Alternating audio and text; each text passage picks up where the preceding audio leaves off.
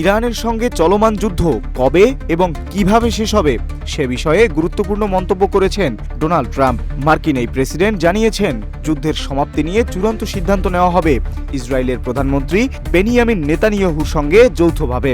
Israel ভিত্তিক সংবাদ মাধ্যম টাইমস অফ ইসরায়েলকে দেওয়া এক টেলিফোন সাক্ষাৎকারে ট্রাম্প বলেন, এই যুদ্ধের শেষ হবে একটি পারস্পরিক সিদ্ধান্তের মাধ্যমে।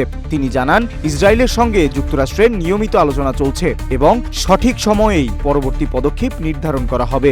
সাক্ষাৎকারে ট্রাম্পকে প্রশ্ন করা হয়েছিল, যদি যুক্তরাষ্ট্র হামলা বন্ধ করার সিদ্ধান্ত নেয় তাহলে ইসরায়েল কি একাই ইরানের বিরুদ্ধে যুদ্ধ চালিয়ে যেতে পারবে?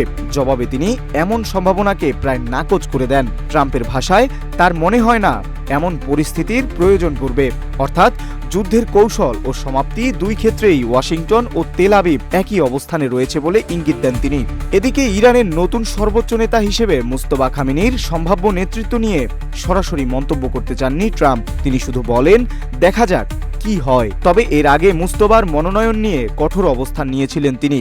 ট্রাম্প স্পষ্ট করেছিলেন, খামেনির ছেলের নেতৃত্ব তার কাছে গ্রহণযোগ্য নয়। এখন মুস্তফা খামেনির সম্ভাব্য ক্ষমতা গ্রহণ এবং ট্রাম্পের এই অনমনীয় অবস্থান মধ্যপ্রাচ্যের সংঘাতকে কোন দিকে নিয়ে যায় সেদিকেই নজর বিশ্ববাসীর।